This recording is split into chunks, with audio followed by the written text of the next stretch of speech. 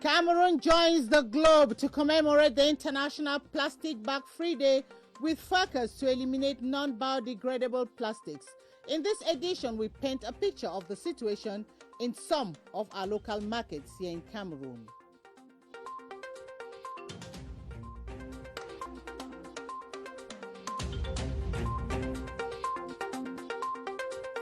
Former Prime Minister Simon Achidi Acho has been posthumously elevated to the dignity of Grand Cordon of the Cameroonian merit by Prime Minister Joseph John Goute on the behalf of the head of state. He was buried at his rock farm residence in Santa amidst thousands of mourners. And those are top stories. Good evening. Thanks for joining us on this edition of the 7:30 News with me, Gladys Tata. I'll be right back after this message from the head of state.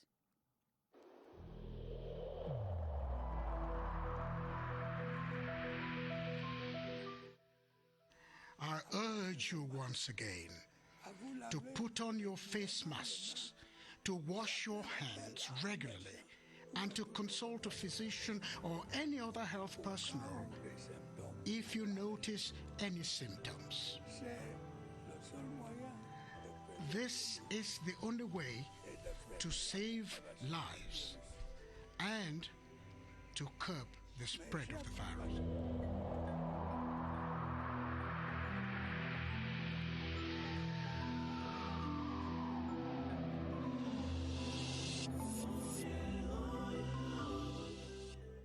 Welcome back. Cameroon joins the rest of the world to celebrate the International Day of a World Without Non-Biodegradable Plastics. Non-biodegradable plastics have been illegal in Cameroon for about 5 years now. However, this contraband commodity still floods our local markets. According to merchants, the phenomenon is due to the expensive nature of biodegradable plastics. Guy Roger Nana, in the report that follows, paints a picture of the situation of non-biodegradable plastics in a local market here in the nation's capital, Yaoundé. Plastic bags have become a difficult commodity to obtain in local markets here in Cameroon. A complex atmosphere for petty merchants especially. Plastic bio depuis. They say we should not use non-biodegradables, but where are the biodegradable plastics then? We don't know. I sell clothes sometimes. I lose customers because I don't have plastics to put their clothes inside.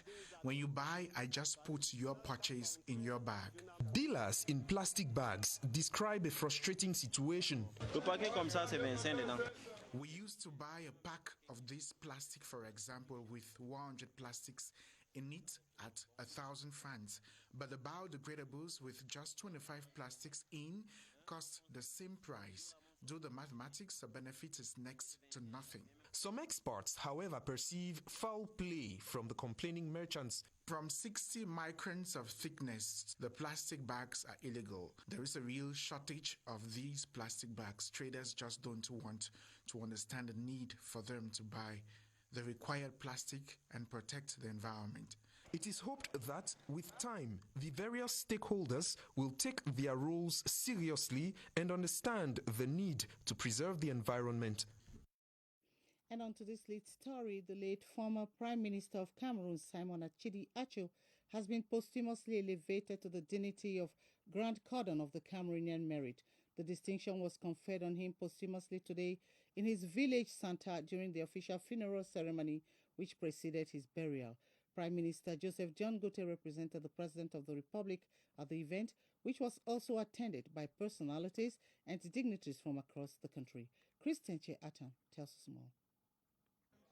A plethora of personalities and dignitaries from across Cameroon joined the family and friends at the Santa ceremonial ground for the official funeral of former Prime Minister, the Right Honorable Simon Achidi Acho.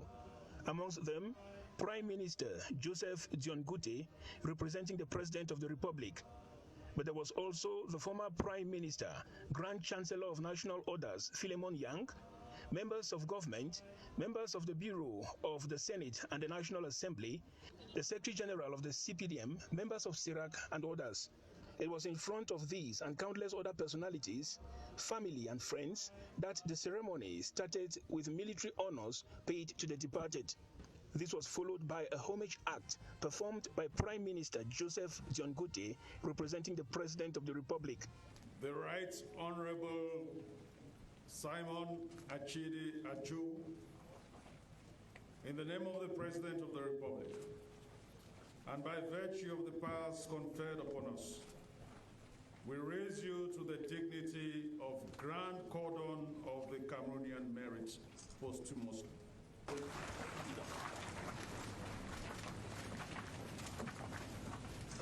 In the religious service that ensued, mourners and the family were invited to not let their hearts be broken, but to trust in God.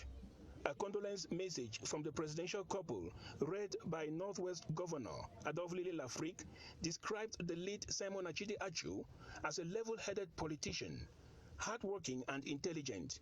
Eulogies from the CPDM delegation and from family members described him as humble, simple, and generous. It was in an atmosphere of sorrow, laced with a sense of celebration for a life well spent, that Simon Achidi Achu was buried in his native Santa. The former Prime Minister, Senator, and parliamentarian Simon Achidi Achu has been described as a grassroots politician and peace crusader who used his leadership skills to resolve the political tensions that surfaced in the 1990s following the introduction of multi-party politics in Cameroon. Kilo Valerine Salah reports that the late statesman also played a critical role in the promotion of education in Cameroon. Hundreds of mourners bid farewell to a man who served as Prime Minister between April 1992 and September 1996, a period during which Simon Achidi Achu was credited as a pillar in the creation of the Cameroon General Certificate of Education Board. He played a key role as Prime Minister in seeing to it that that particular file moved on with the speed that it took. And today we see the fruits of the Cameroon GC Board in the organization of exams in such a way that that quality and standards are met. Simon Achidi Achu was Minister of Justice of the first reunification government created in 1972. Simon Achidi Achu stood for the tenets of the common law justice. The judge brings the issues of equity. As Prime Minister in 1992, Simon Achidi Achu is credited for calming the political storm that came with the introduction of multi-party politics in the country. It is on this count that he has been described as a peace crusader. He was a farmer, administrator, minister, prime minister, and senator for all Cameroonians. We are talking about the late head of government who was laid to rest in Santa today. The years of Achidi Achu as Prime Minister were some of the most significant in Cameroon history. Charles Ebune outlines the place of Achidi Achu in Cameroon's history as a statesman. 87 years on earth for as Prime Minister, Achidi Achu was a monument of our collective memory. Mr. Achidi Achu effectively demystified politics. The return to multipartism, the devaluation of the currency, the filing of Cameroon case to the International Court of Justice over Bakassi were some of the hot files of the Achidi Achu years. Part of his tenure of this building was under very difficult circumstances, but he sailed through.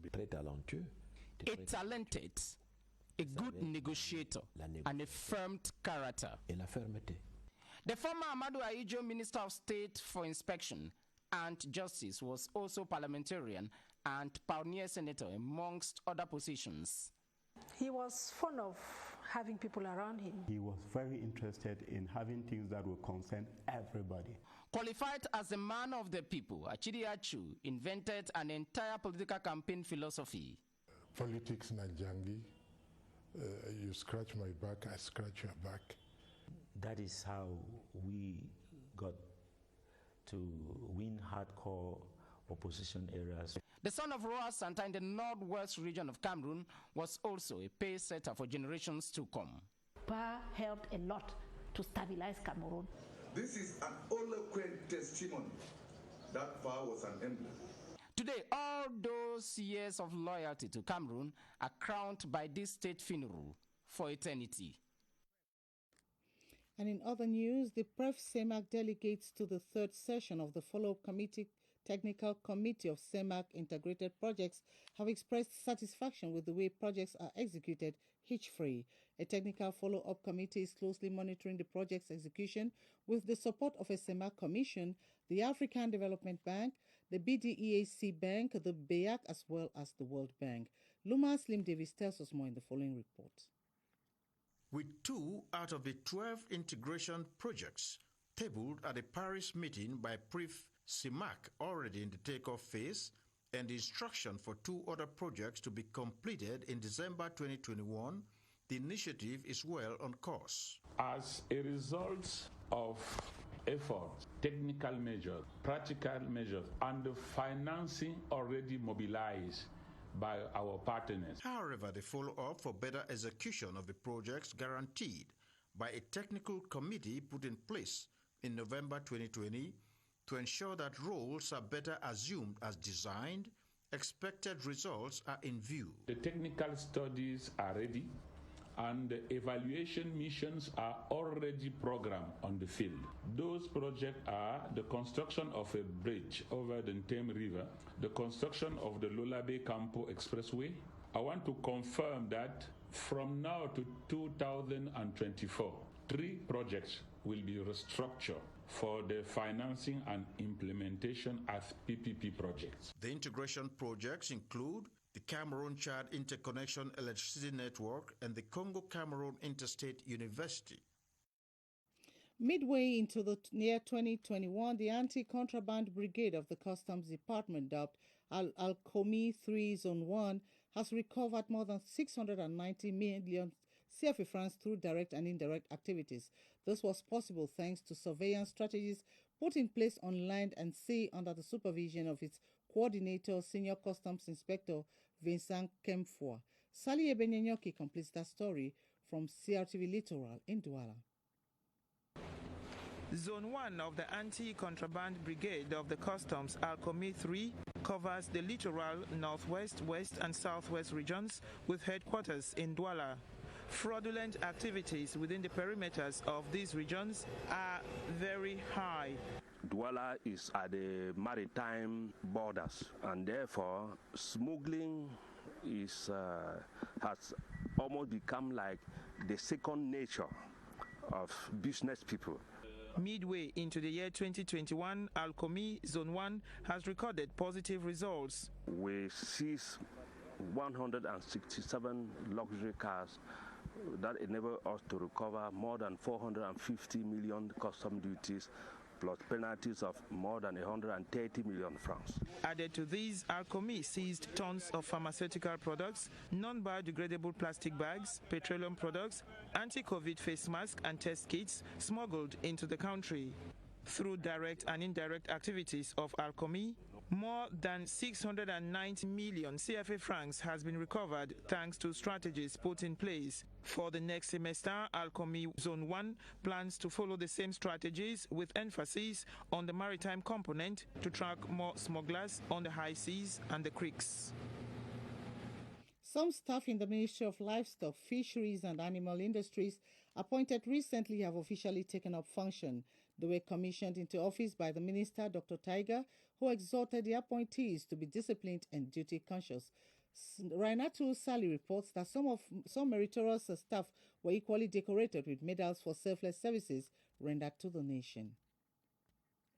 3 outstanding employees recognized for distinguishing themselves at their workplace. The Minister of Livestock, Fisheries and Animal Industries, while decorating the recipients, urged them not to fall back on the good work they have upheld over the years. The minister then proceeds to officially install newly appointed staff into office. I'm very satisfied for what they are doing. So the head of state and the Prime Minister have appointed them, and I ask them to be hard workers. From directors to sub-directors, inspectors general, technical advisors and service heads, the promoted say they will be disciplined and duty conscious. It is definitely a challenge because every new appointment is a challenge. You don't know what awaits you and you don't know what is ahead of you. As a technical advisor, you don't have attributions except what the minister would ask you to do. I would do my best. They add that they will use their rich professional experience to help the ministry achieve its mission of conserving and developing domestic animals and their products. The Minister of Livestock, Fisheries and Animal Industries, Dr. Tiger, has equally rounded off a 2-day working visit to the West region. The aim of the visit was to evaluate and take stock of livestock activities in the region and also to reassure businessmen of the continuous support of the government. Dr. Tiger says the current economic revival program will help boost production regardless of the ravaging effects of the COVID-19 pandemic. Ched Tembo has this from Crtv West in Bafoussam. The Ministry of Livestock, Fisheries and Animal Industries is sparing no efforts to develop various sectors within its scope of competence, with emphasis being laid on the poultry sector for the time being. This is because a growing number of economic operators are sprouting out in the region and provoking enormous cash flows to this end. Dr. Tiger's visit to the region is to reassure economic operators in the private agricultural sector that they have not been forgotten. Government has multiple programs and projects that fall within the general economic revival initiative to cushion the effect of the COVID-19 pandemic. The Minister of Livestock, Fishery and Animal Industries has led discussions with businessmen with the view of mapping out strategies to add value to the poultry production chain so that it can be resilient to all forms of external shocks. His visit has so far taken him to poultry production farms at Bamina in Dundee Division. 2 persons have died in a road accident along the Yaoundé-Akono-Linga road. The accident, eyewitness accounts say, occurred around 1 p.m. and it is said the occupants of the car avoided hitting a commercial motorbike rider before the car found itself in a valley by the roadside. The 2 persons of the vehicle died on the spot. We shall be coming back to this in a subsequent newscast. And in her diplomacy, President Paul Biya has authorized the opening of Cameroon Embassy in Seoul, South Korea. The information was made public by the South Korean ambassador to Cameroon, Kim Jong-hang.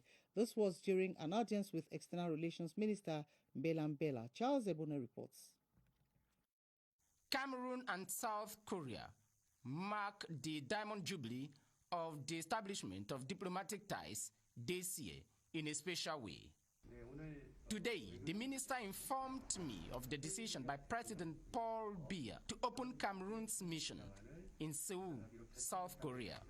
And it is in the course of this audience granted the South Korean ambassador to Cameroon by External Relations Minister that the news was made available to the Cameroonian people. I will closely work to ease procedure for the opening of Cameroon's embassy in Seoul. South Korea is one of Cameroon's key partners in the Asian region, making sure the country advances progressively in the health and infrastructural domain, plus technology, for the betterment of both countries. Over in the North region, the United Nations High Commissioner for Refugees in Cameroon has constructed and equipped a hospital and classrooms for refugees from Central African Republic residing in Tuboro, Mayore Division. The move is in line with the program Educate a Child, which seeks to scale down illiteracy within the refugees community and to keep them in good health. Our North regional correspondent, Wilson Mingole, tells us more. There are 33,553 in number, among them women and children who've left their homeland involuntarily due to the socio-political upheaval in the Central African Republic. The UNHCR, through the program Educate a Child, has constructed and equipped 2 blocks of classrooms, boreholes and paid PTA levies for children of refugees to study with the objective to scale down illiteracy. Within the community before, there was no classroom, so at times, especially during the rainy season, when there is rain, there's no school, schools are closed. But with this now, despite the overpopulation that we have there, but it's something at least, it will help the education community there. They've equally assisted the host community of these refugees in Tuboro by constructing and equipping a quarantine center. At first it was a catastrophe. Everything is available. It will be very, very convenient for them. There will be no problem. UNHCR has as roadmap to find sustainable solutions to the plight of refugees through its coordination program of bringing back retainees, reinstate and reintegrate them in society.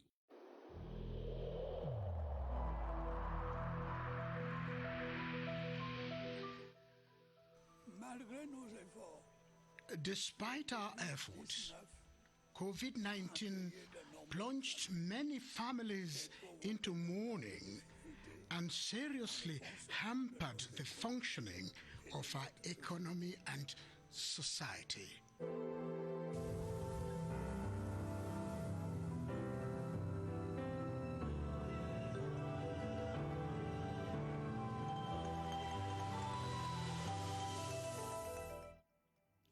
How many of you have taken the COVID-19 vaccination? Of course, this vaccination against COVID-19 is free of charge across Cameroon.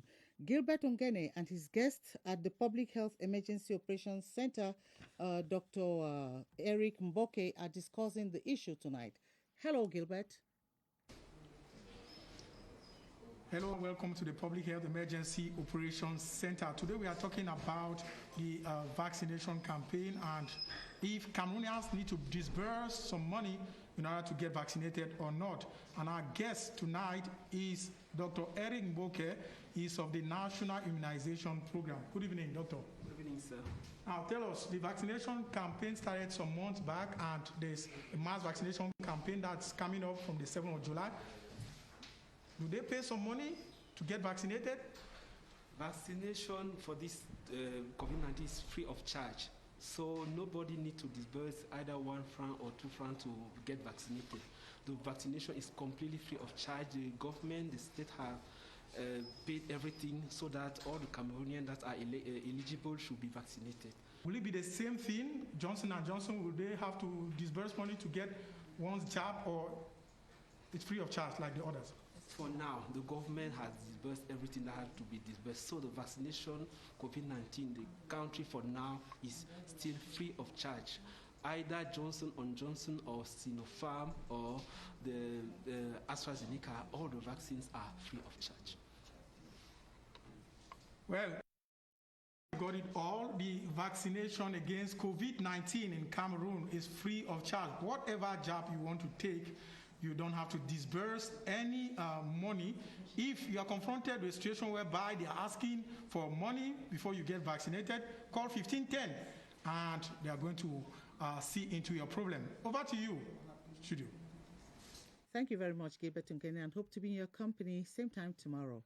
And back to this obituary once more. The CPDM member of the National Assembly for Sanaga Maritime Constituency, Honorable Manette Ngoyetna, who died last May, has been buried in her native Edea today. The funeral was presided over by the representative of the Speaker of the National Assembly, Honorable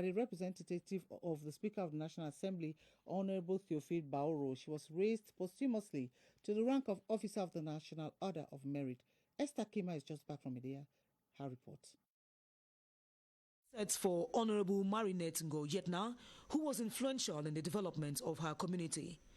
Gone too soon, leaving a vacuum arduous to fill, the Bishop of Edea, His Lordship Jean Bosco Ntep, consoles, describing death as the continuity of life and a rebirth with Christ for the dynamic, enterprising and strong-hearted Member of Parliament and CPDM Section President for Sanaga Maritime Centre 1.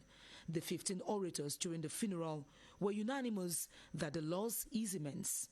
The CPDM Central Committee mourns a member with unrelentless dedication. Her verve is acclaimed by the cream of traditional and administrative authorities as well as university dons from the division. Her role in furthering youth entrepreneurship and advancing the Made in Cameroon brand remains outstanding.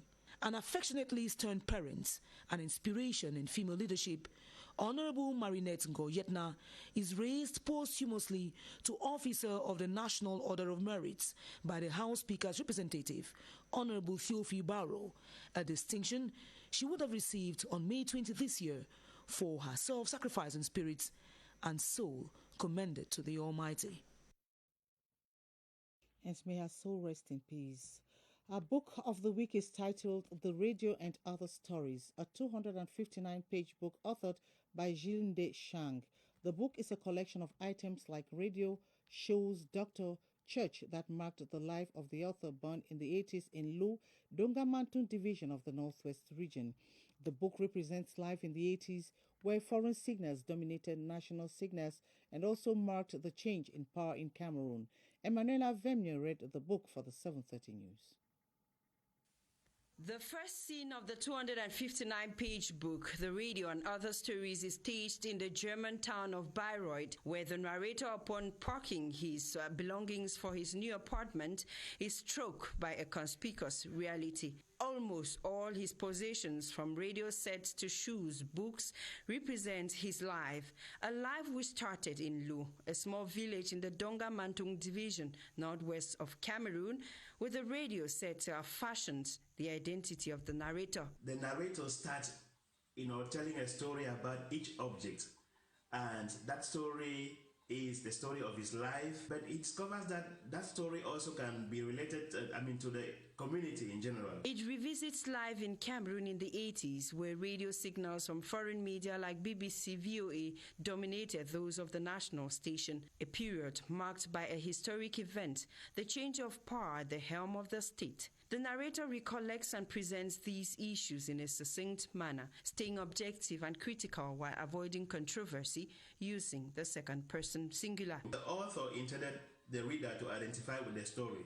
That book tells the story of the attempt to attain one's objectives in life. The narrator uses simple English with a high sense of humor that appeals to many across all strata of life. It's a story that can be read, in any part of the world. The author, Jilinde Shang, is a Cameroonian, holder of a PhD in comparative literature from the Bayreuth International Graduate School of African Studies. He's also author of The Letter from America, married and father of 3.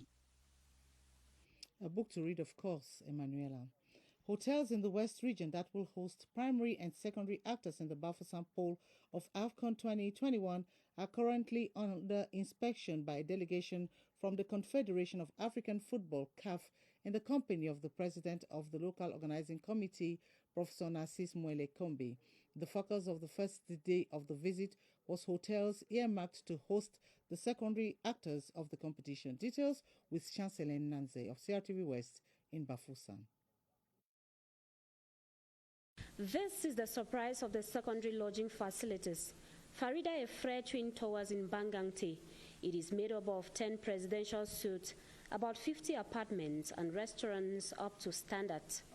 The promoter says proposing her hotel for the AFCON is not for money, but to contribute to the valorization of the rich cultural endowment of Cameroon.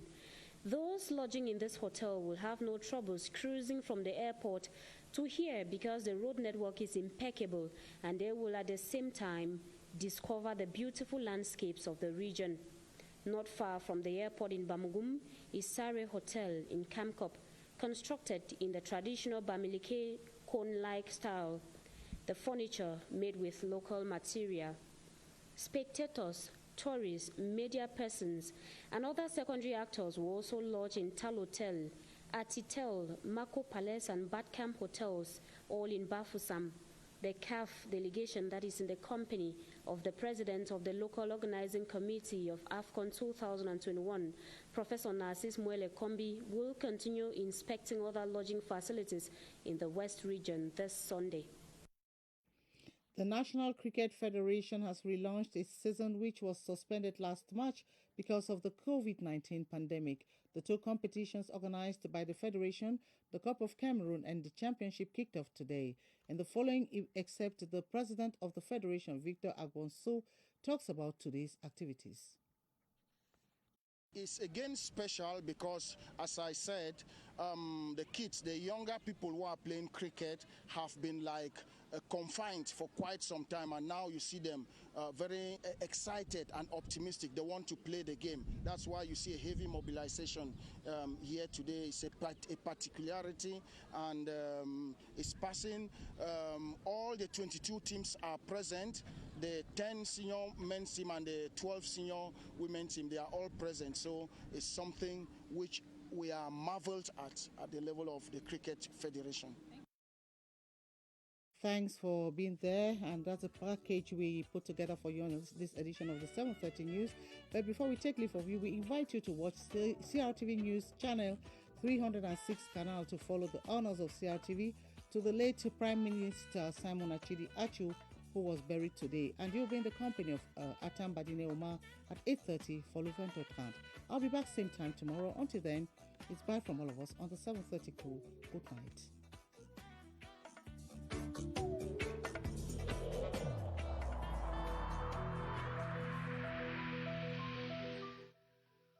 I urge you once again to put on your face masks, to wash your hands regularly, and to consult a physician or any other health personnel if you notice any symptoms.